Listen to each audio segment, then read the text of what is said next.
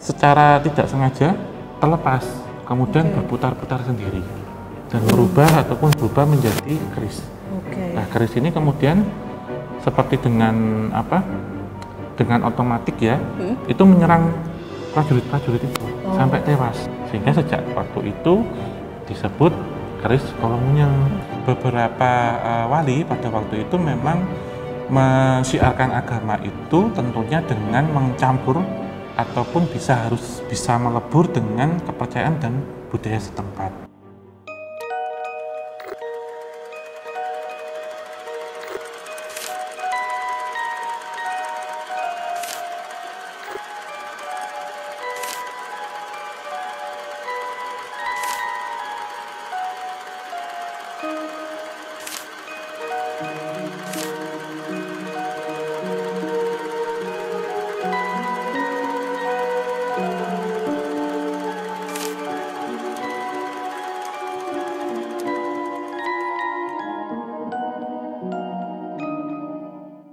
Assalamualaikum warahmatullahi wabarakatuh. Salam rahayu, rahayu, rahayu bagi kita semuanya. Kembali lagi dengan Om Hao dan saya Noven dalam obrolan santai. Hari ini kita akan melanjutkan pembahasan minggu kemarin ya Om, yang mengenai pusaka para wali songo. Sebelumnya kemarin kita udah membahas tentang pusaka dari Sunan Kalijogo, yaitu ada Rompi Ontokusumo dan keris Kiai Carubuk, yang mana fungsinya selain untuk dalam peperangan itu juga untuk menangkal bencana, menangkal wabah penyakit, dan juga untuk apa Om? Juga untuk kekebalan. Betul. Sebelumnya juga kita membahas tentang Sesu Bagir yang dalam tanda petik menumbali tanah Jawa di Gunung Tidar. Iya, betul. Ya, di mana di sini memang ada seperti permulaan ya, ketika tanah Jawa waktu itu ada banyak transisi peralihan, salah satunya transisi dari era klasik ke era Islam gitu. Ya, betul.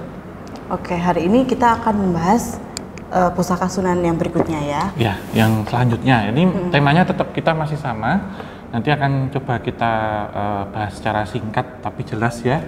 Beberapa tentang pusaka-pusaka ataupun mustika yang waktu itu dimiliki oleh wali Allah atau para wali songo yang ada di tanah Jawa. Ya, betul. Yang pertama siapa nih Om? Sunan Giri ya? Oke. Sunan Giri itu kan beliau diketahui menyebarkan Islam di daerah ini ya, di tanah Jawa juga, tapi juga di luar Pulau Jawa, sampai di Sulawesi, sampai di Maluku dan Lombok, Kalimantan sekitarnya. Nah, beliau ini mempunyai satu keris yang dinamakan keris Kolomunyeng. Nah, itu boleh diceritakan Om sejarahnya seperti apa? Ya, sebenarnya ada banyak versi cerita ya dan juga tafsir. Tapi ada beberapa ini yang nanti akan kita coba sampaikan ya, akan kita telaah. Itu tentang nama dari Kolomunyeng sendiri itu seperti apa. Jadi Kolomunyeng itu kan kolo kalam ya. Munyeng itu berputar-putar. Jadi kalam itu seperti pulpen atau kuas untuk menulis seperti itu. Jadi ada suatu kisah bahwasanya Sunan Giri yang waktu itu menempati sekarang daerah itu disebut dengan Gresik dan sekitarnya. Itu saat beliau di situ mendekat ya, atau mendekati masyarakat pada waktu itu dan kemudian memeluk Islam, daerah ini terdengar ataupun ada kabar sampai ke Kota Praja yang ada di Wilwatirtapura atau yang ada di Majapahit pada waktu itu. Terdengar bahwasanya ada satu daerah yang itu makmur, kemudian juga lahan pertaniannya digarap dengan bagus, tetapi ini sudah seperti memeluk kepercayaan baru. Nah, dari informasi ini kemudian diutuslah beberapa orang untuk mengamati daerah tersebut. Nah, setelah diamati ternyata memang ada satu masyarakat baru waktu itu yang dipimpin oleh seseorang yang dianggap memiliki kewasitauan dan juga kemampuan secara intelijensi, termasuk secara agama. Tuh. Nah, suatu ketika beberapa prajurit ini kemudian diutus untuk datang. Nah, ini menjadi satu seperti awal kisah ini tentang keris Kolomunyeng ini.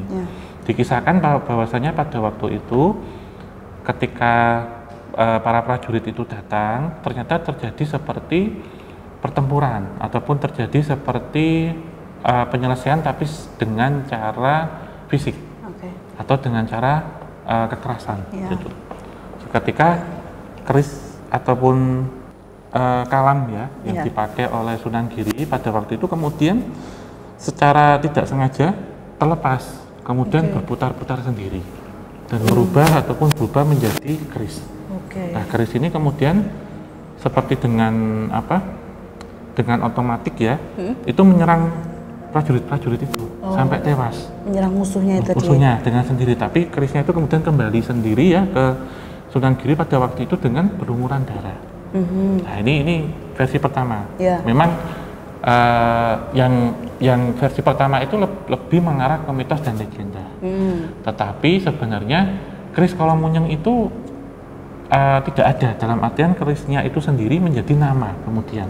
Nah, Kolomunyeng yang dimaksud di sini diterjemahkan bahwasanya ketika dulu Sunan Giri itu melakukan syiar agama Islam, itu beliau senantiasa selalu menyalin dari kitab suci Al-Quran itu disalin, jadi ditulis ulang dengan kalam tersebut, sehingga perjuangan beliau itu tidak dengan fisik, tapi dengan berputar-putar syiar agama Islam kemana-mana, dengan menggunakan kalam itu. Jadi ditulis, kemudian disebarkan untuk mengajarkan ngaji tertentu gitu.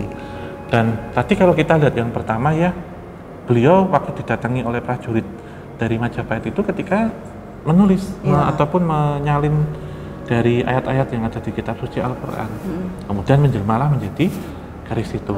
Ya, sehingga ada dua persepsi, tapi kalau saya lebih mengacu pada yang kedua. Yang maksudnya berputar-putar dalam artian beliau berkeliling untuk mengajarkan agama Islam. Ya, dengan cara menulis salinan dari kitab suci Al-Quran. Jadi syiarnya itu berkeliling dengan membawa kalam itu, kalamnya munyeng gitu, sehingga memang dibenarkan ada beberapa pusaka-pusaka beliau yang waktu itu memiliki kekuatan luar biasa. Salah satunya bisa berputar ataupun berjalan sendiri, sehingga sejak waktu itu disebut keris Kolomunyeng.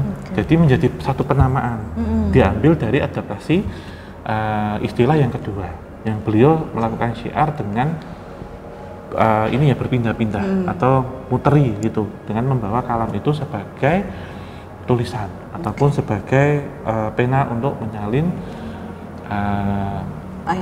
kitab ayat di kitab suci Al-Quran gitu, Mbak. Tapi ini Om, berarti kan karena sudah ibaratnya sudah dikenal dengan keris Kolomunyeng ya, itu berarti bisa dibilang itu satu-satunya keris yang tidak berempu. Tidak ada yang memiliki, kutip demikian. Sehingga dari penamaan itu kemudian semacam karomah yang diturunkan kepada orang-orang terpilih. Nah, terus sekarang kira-kira keberadaannya keris Kolomunyeng ini di mana Om? Dan apakah bentuknya masih sebagai pena atau kalam itu tadi atau bagaimana? Ya, tentunya kan kalau yang sekarang itu memang menjadi seperti penamaan keris ya. Bentuknya sudah pusaka. Jadi ada yang di museum. Jadi koleksi para kolektor juga ada. Tersebar kemana-mana sih Pak, menurut saya keberadaannya tergantung. Kalau kita bilang asli apa palsunya, sebenarnya semuanya hampir asli ya, karena hal ini mengikuti penamaannya saja terhadap pusaka tersebut gitu. Iya. Berarti maksudnya banyak yang menggunakan nama yang sama dengan tujuan ibaratnya ya semoga pusaka ini tuh memiliki fungsi yang sama ya dengan punya Sunan Giri tadi Om. Iya, benar. Dan ternyata pengaruh Sunan Giri di Pulau Jawa dalam penyebaran agama Islam itu ternyata sangat besar, dengan dibuktikan adanya paguyuban yang bernama Giri Kedaton, yaitu paguyuban masyarakat pemeluk Islam ya Om. Itu sebelum kerajaan Demak menjadi kerajaan Islam pertama di Jawa. Itu boleh diceritakan gimana kisahnya Om? Iya, memang ini seperti paguyuban itu untuk bersatu, untuk mengumpulkan ya. Tentunya waktu itu kan dalam syiar agama Islam ya di tanah Jawa itu tidak serta-merta langsung terkumpul satu masyarakat atau komunitas yang besar, langsung tidak. Tentunya hanya dari kecil-kecil, kemudian dari kecil-kecil ini tadi menyatu. Itu karena kan tentu harus ada penerusnya. Jadi ketika seorang wali waktu itu mungkin akan membuka suatu daerah ini, itu kemudian setelah di sini ada alim ulama ya atau seorang kiai kalau seperti sekarang, itu nanti akan menyebarkannya akan jalan gitu. Jadi memang harus dibentuk seperti satu paguyuban atau kalau sekarang seperti komunitas gitu. Karena kan awal nih.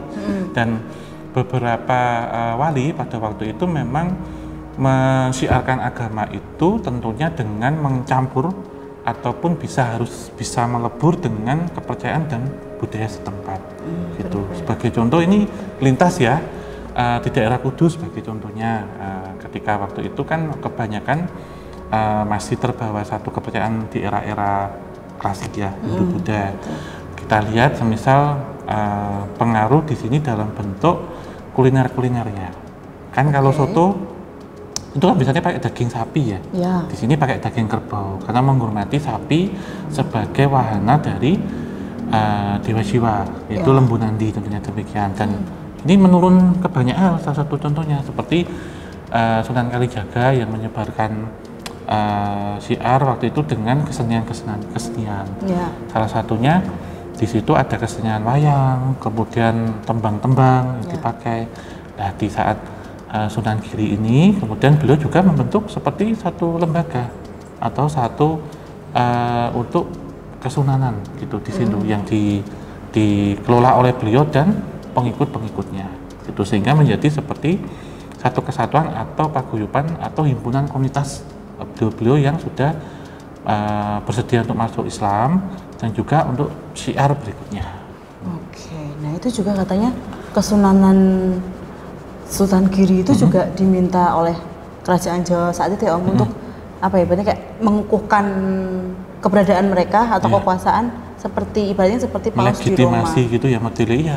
Iya memang kemudian sejak kita lihat Majapahit ya, kemudian banyak yang pecah, ada beberapa yang mereka mengarah ke barat contohnya para masyarakat Majapahit waktu itu yang ke barat kan kebanyakan memeluk agama Islam. Nah dari sini tentunya ada beberapa yang mendirikan kerajaan-kerajaan baru, salah satunya yang ada di Demak Bintoro. Nah keberadaan dari para wali songo ini pun diminta juga untuk mengukuhkan ataupun memberikan semacam seperti legitimasi dan juga pengakuan tentang bergantinya seperti era atau satu dinasti yang baru. Yang dimana sebelumnya lebih condong ke arah ini ya klasik ya, kemudian setelah masuknya Islam kemudian menjadi kerajaan-kerajaan di Jawa yang bercorak Islam. Itu tentunya kerajaan-kerajaan ini enggak serta-merta terus langsung jadi kerajaan besar, tidak seperti itu. Jadi bermula dari suatu pedesaan yang dibuka, kemudian suatu daerah yang dirambah, sampai kemudian ada kedaton, ada benteng, ada istana, ada keraton. Nah, menjadi satu kerajaan diperlukanlah satu legitimasi dari para raja-raja Jawa pada waktu itu yang dikukuhkan itu oleh para wali songo gitu. Itu tadi sekilas sejarah dari maksudnya jasa-jasa Sunan Giri ya Om di dalam penyebaran Islam di tanah Jawa. Nah ini aku pengen nanya lagi Om, balik lagi ke pusaka Sunan Giri tadi kan dari penjelasan Om tadi kan lebih ternyata nama keris Kolomunyung itu kan sebenarnya lebih ke pembahasaan nih. Tapi ada juga sumber literatur yang menyatakan bahwa pusaka Sunan Giri ini tuh juga bisa menghalau bencana dan juga wabah penyakit Om. Nah kalau dari pengistilahan tadi dan juga bentuk nyata dari pusaka itu tadi Om, kira-kira maksudnya kisah dari cara pusaka Sunan Giri itu untuk menghalau penyakit dan juga bencana itu seperti apa Om? Iya, sebenarnya di sini itu menghalau penyakit itu ketika menjadi semacam benda untuk tolak bala, menjadi satu pusaka. Karena tentunya pusaka itu kan memiliki seperti karoma ataupun khasiat yang berbeda-beda. Sebagai contohnya ini tadi ya sudah dijelaskan untuk mentolak bala itu ketika terjadi satu wabah atau bencana kelaparan tentunya. Nah itu fungsi dari keris ini sebenarnya aura atau energinya yang keluar. Dimana di situ ketika ada satu karoma berarti ini kan berisi dari akumulasi doa-doa sebelumnya yang tersimpan di keris ini. Gitu. Lantas juga keris Kolomunyung itu karena lebih ke bersifat akademis ya waktu itu ya untuk menulis ya. Jadi ketika sekarang ada keris seperti ini itu yang orang yang memegangnya itu tentunya seseorang yang memiliki kewibawaan dan juga kecerdasan secara intelektual. Cendekiawan. Cendekiawan ya. Jadi semisal nih ada pusaka ini saya bawa ya, atau saya taruh di rumah sebagai koleksi benda pusaka, efek ataupun khasiat dan juga auranya itu yang nanti akan nempel ke pembawanya secara perbawanya yang bawa.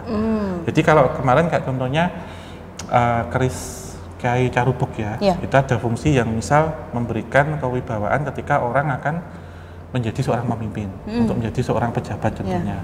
Nah, keris Kolomunyang ini ketika orang lebih mengarah ke cendekiawan, pengajar ya, ataupun juga orang yang menuntut ilmu untuk akademis gitu. Jadi hal ini juga membawa aura, kemudian orang ini terarah ke bidangnya, bidang spesialis ilmunya itu apa. Karena perlambang dari sesuatu yang ditulis, pena itu kan lambang dari ilmu pengetahuan. Jadi keris Kolomunyang ini pengetahuan yang selalu berputar gitu. Jadi sejatinya ketika kita menuntut ilmu itu tidak ada batasannya, memutar terus, berputar terus, dan akan berkembang terus itu. Berkata ada satu ilmu pengetahuan itu kan seperti kelenteng. Kelenteng itu isi asem, kapuk. Ya itu pelungsu kalau itu.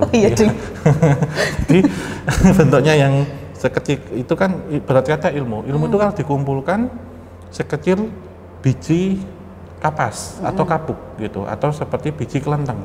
Tapi ilmu itu kalau dibuka, dibabar seluas semesta.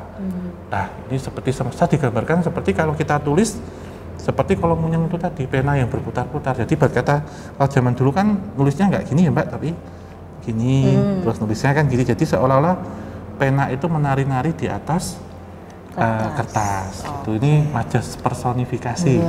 Kalau zaman sekolah bahasa Indonesia ya. Benar. Nostalgia. Iya, pena itu menari-nari di atas kertas.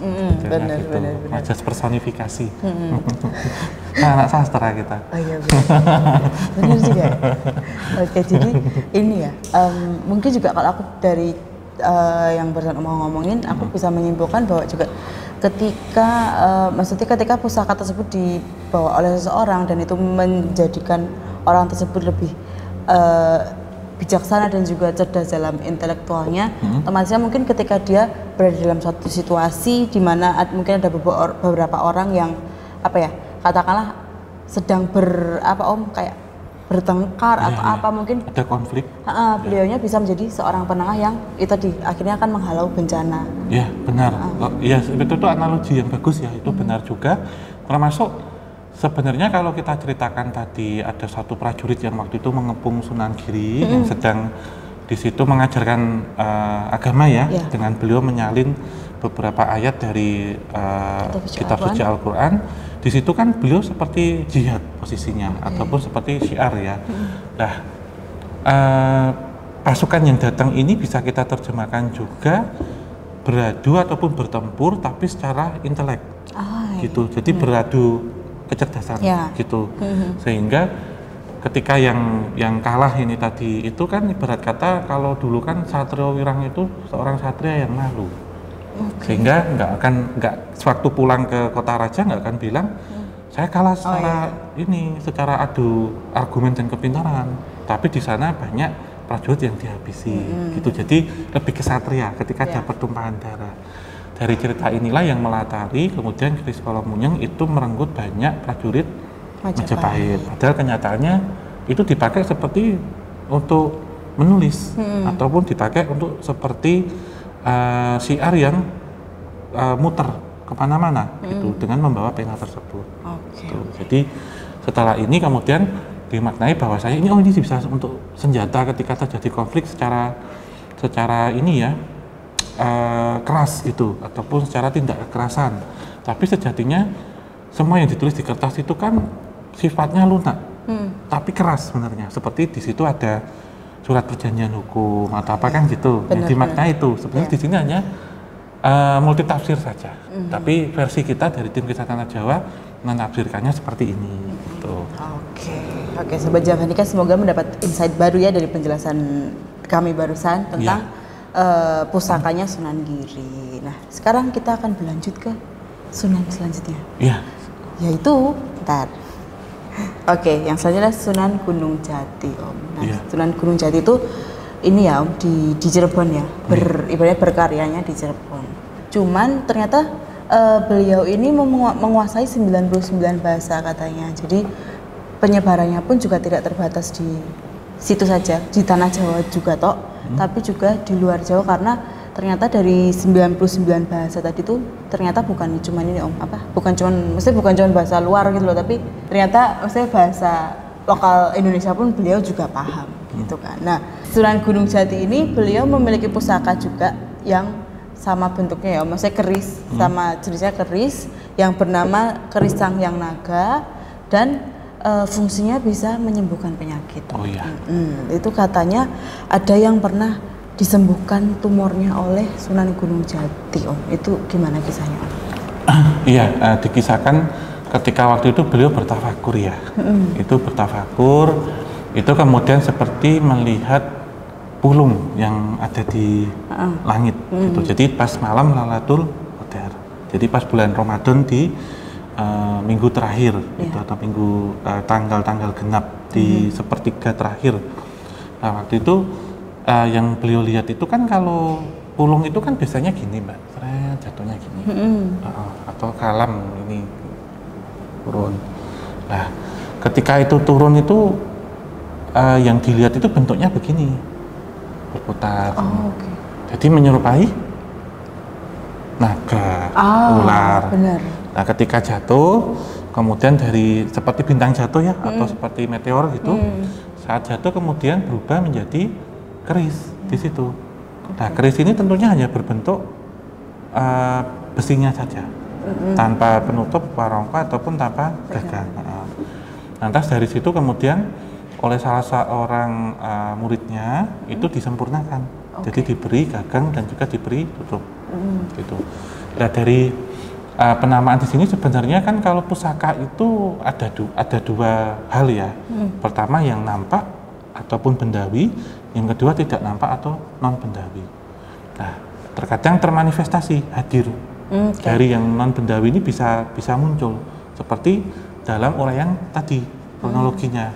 Nah, memang keris ini juga menyimpan banyak cerita-cerita, salah satunya cerita yang fenomenal, dan lebih kalau Sangyang Naga ini dipergunakan memang untuk penyembuhan, atau lebih hal untuk hal-hal yang berkaitan dengan keadilan, menuntut keadilan. Gitu.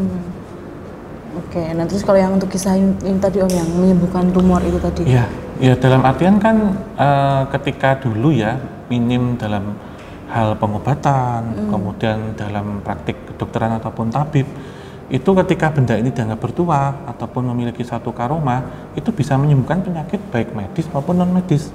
Tapi dalam kasus ini adalah penyakit medis, sehingga berkata maaf ya, ketika di sini ada suatu benjolan, layaknya keris ini seperti pisau bedah, itu dibuka seret gitu, diblerek, terus dikeluarkan benjolannya itu, dan ajaibnya ketika di gini ya, itu langsung kembali lagi tanpa dijahit, sehingga itu kan karoma para wali disebutnya demikian. Jadi keris ini memang bisa melakukan untuk penyembuhan, di mana Syarif Hidayatullah sendiri atau Sunan Gunung Jati itu kan yang bisa dalam hal ilmu penyembuhan ataupun ilmu pengobatan.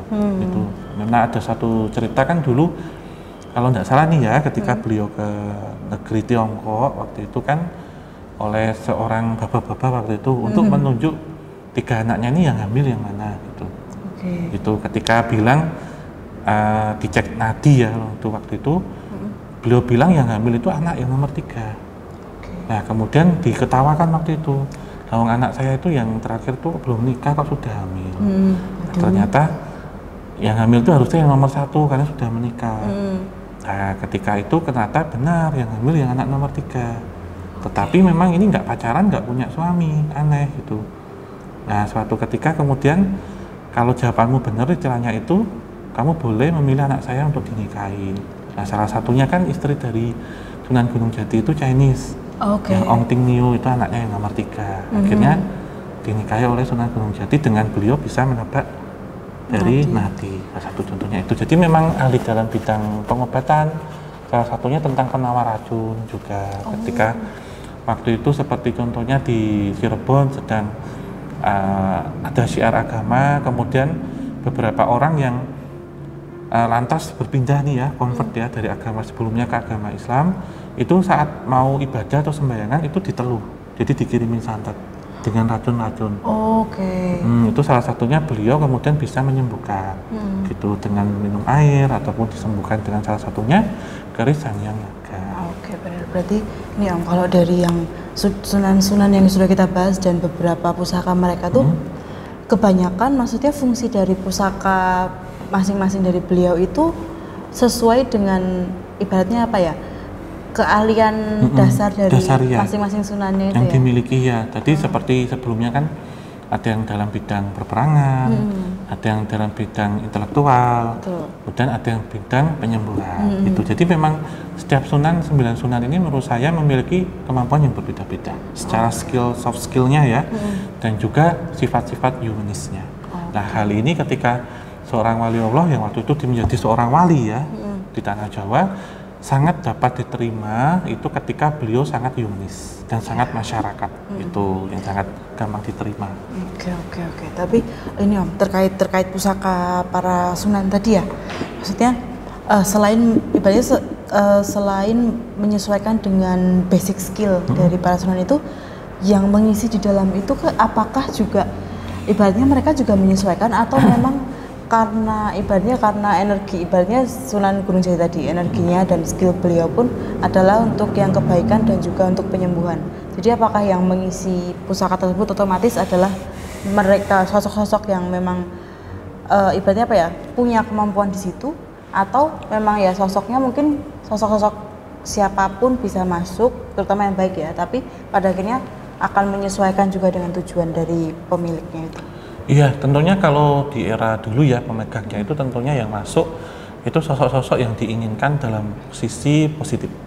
Karena keris ini kan menjadi seperti pegangan ya saat beliau-beliau ini melakukan dakwah syiar ataupun seperti jihad gitu. Lantas di masa sekarang tentunya keris-keris ini kan nggak sembarangan akan dimiliki orang. Hanya kemudian penamaan dapurnya itu hampir sama. Gitu. Lantas isinya itu tentunya menyesuaikan dengan karep atau keinginan orangnya. Jadi kepinginannya untuk arah apa?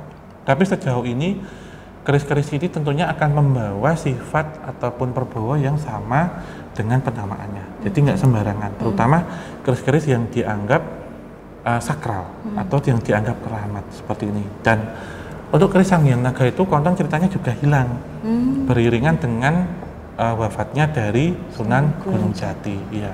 Oke, berarti sampai sekarang pun lokasinya masih nggak diketahui ya? Nggak diketahui ya. Cuman kalau melihat kolektor ya ataupun di museum atau apa mungkin ada keris Sangyang Naga.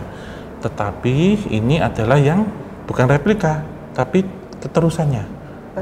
Memakai penamaannya ya, dengan cara pembuatannya yang sama, doa yang dimaksud sama, dan diharapkan berfungsi seperti dulu ketika dipakai oleh para wali itu ya.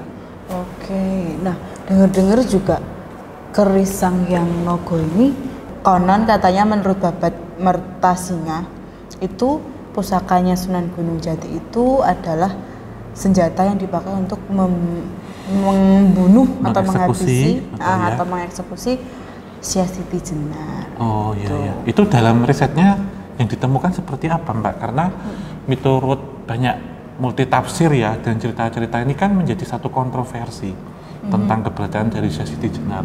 Ini versi tim Kisah Tanah Jawa waktu riset seperti apa Mbak?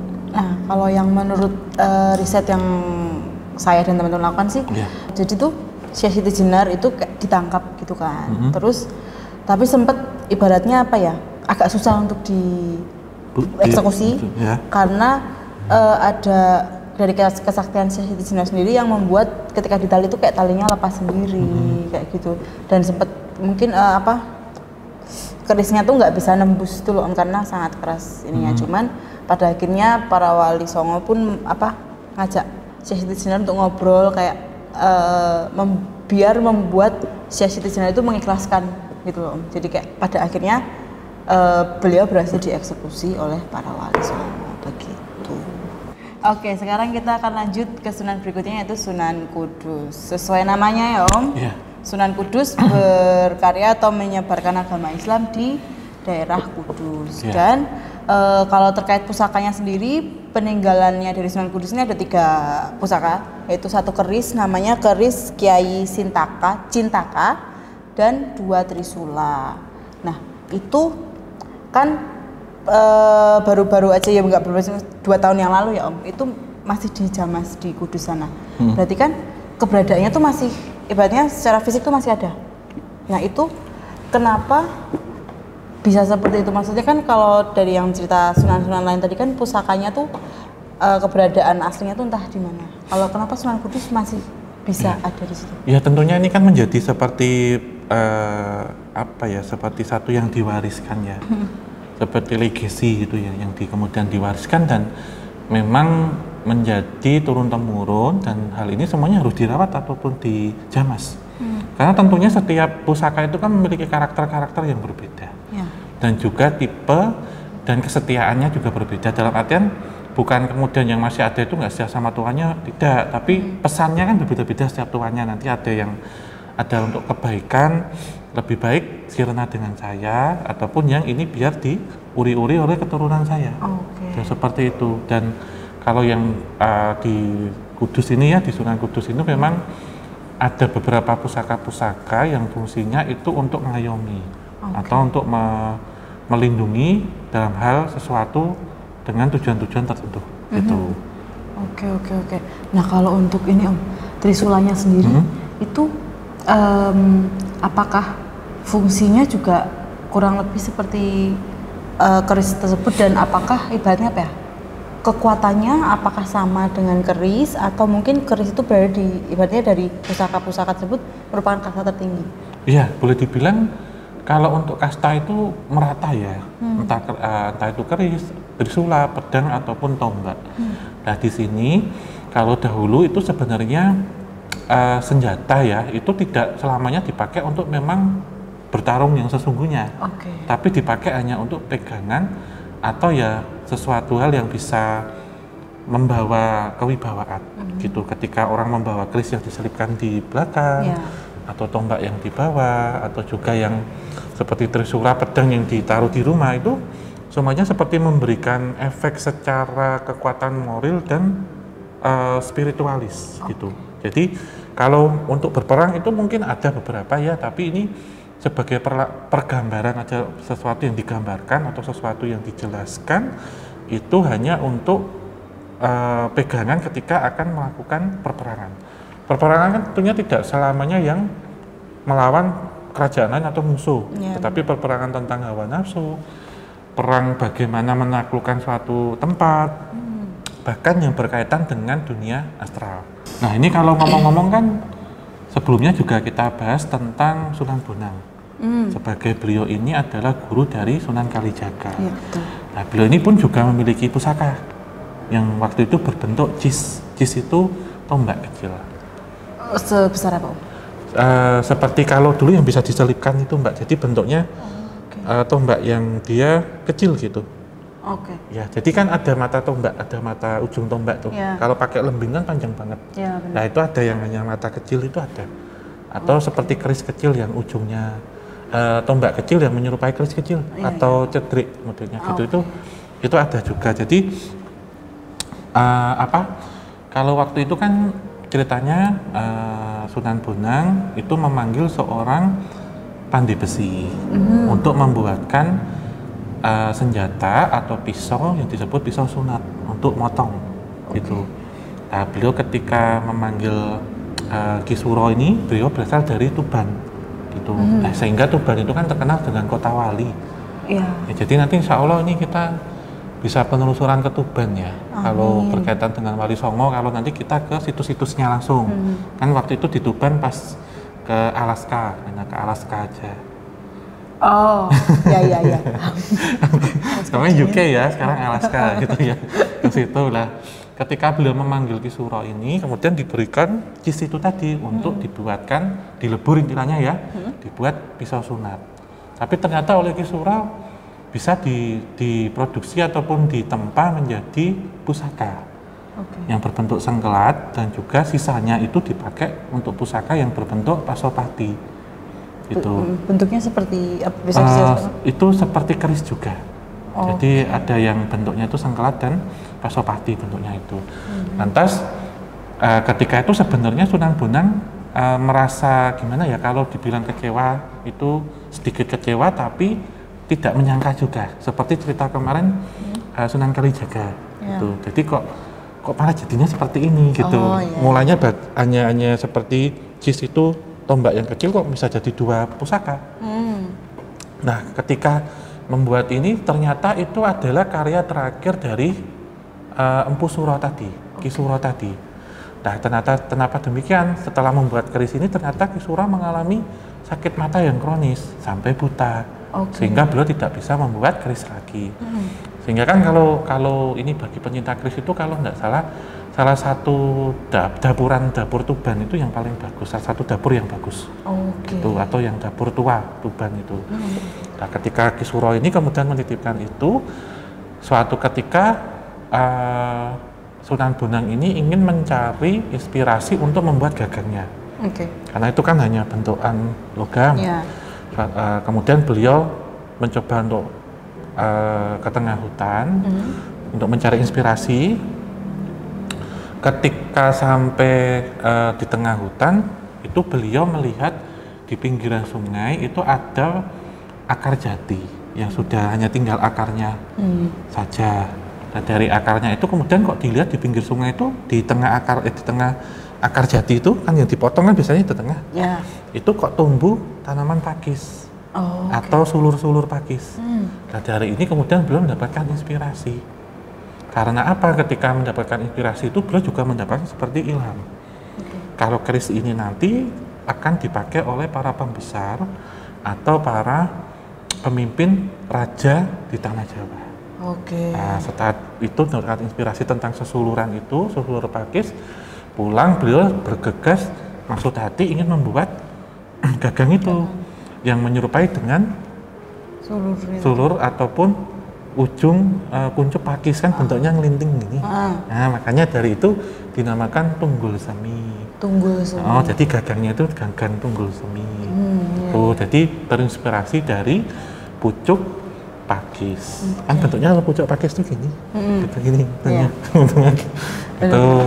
Itulah. Kemudian suatu ketika saat Sunan Bonang ini sedang sembahyangan hari Jumat, itu beliau ditegur sama Sunan Kudus. Kenapa? Jadi ditegurnya itu kayak tegur sapa gitu loh, Mbak. Cisnya mana? Misalnya gitu. Nah, ditunjukkan cisnya itu yang tombak kecil sudah sekarang jadi pusaka ini, keris ditunjukkan pasopati tadi. Kok terpesona dengan keris itu, tak pinjemi, saya tak nurun, tak tiru nih gitu. Maksudnya saya terinspirasi dari ini, nanti saya pinjem, nanti saya kembangkan, saya terinspirasi dari ini. Kemudian diperbolehkan oleh Sunan Bonang, oleh Sunan Kudus dibawa pusakanya. Setelah itu beliau pun memanggil seorang pandai besi bernama Empu Janas untuk membuat seperti ini yang hampir sama, tetapi tidak berbeda. Jadi terinspirasi saja. Setelah selesai itu dikembalikan.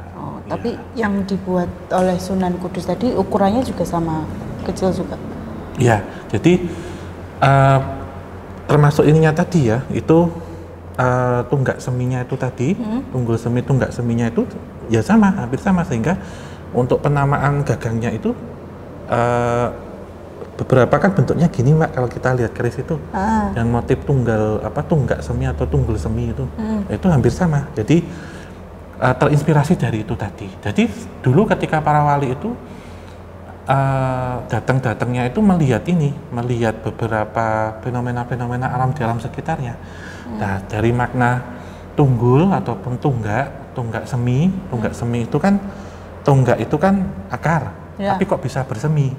Nah, ibarat kata itu juga ada maknanya bahwasanya sesuatu hal yang sudah berusaha dipotong, ditebang, itu jika dengan niat semangat itu akan tumbuh.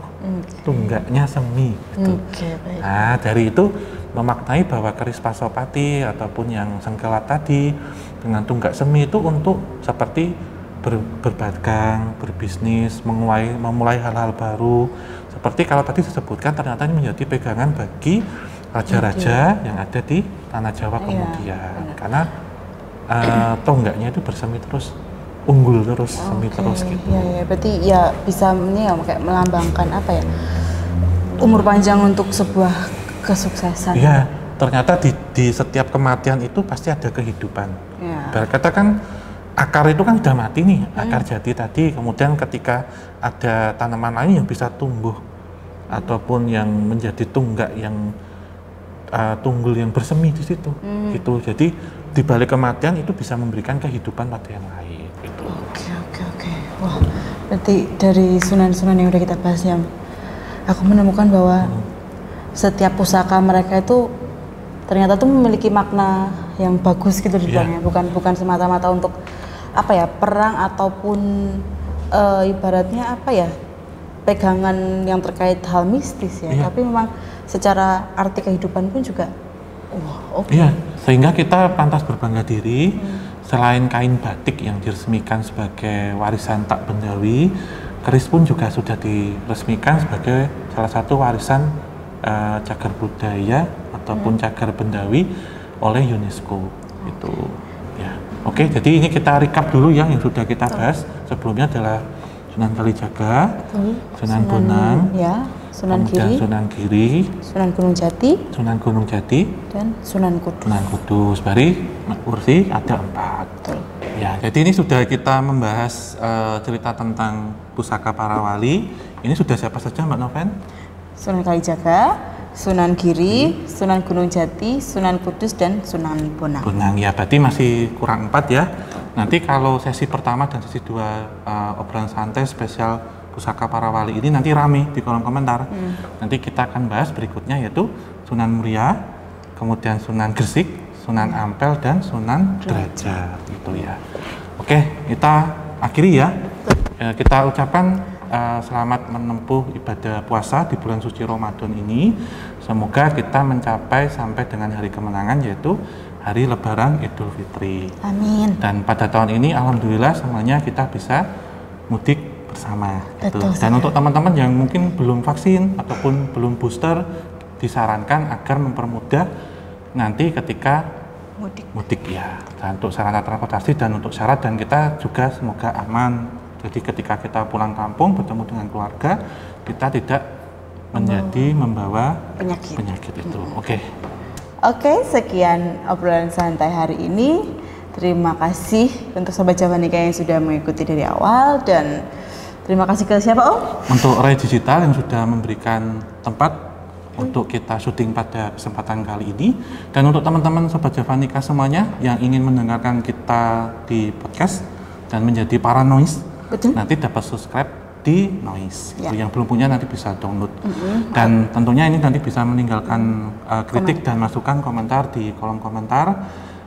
Kemudian tetap like, subscribe, dan tentunya nyalakan lonceng agar mendapatkan pemberitahuan dari kami. Betul sekali. Oke, kita tutup. Mbak Noven, terima kasih untuk teman-teman semuanya yang bertugas. Terima kasih untuk Real Digital. Kita tutup ya. Akhir kata, wabillahi taufik wal hidayah. Wassalamualaikum warahmatullahi wabarakatuh. Mugia tansah pinaringan rahayu sabung dumadi.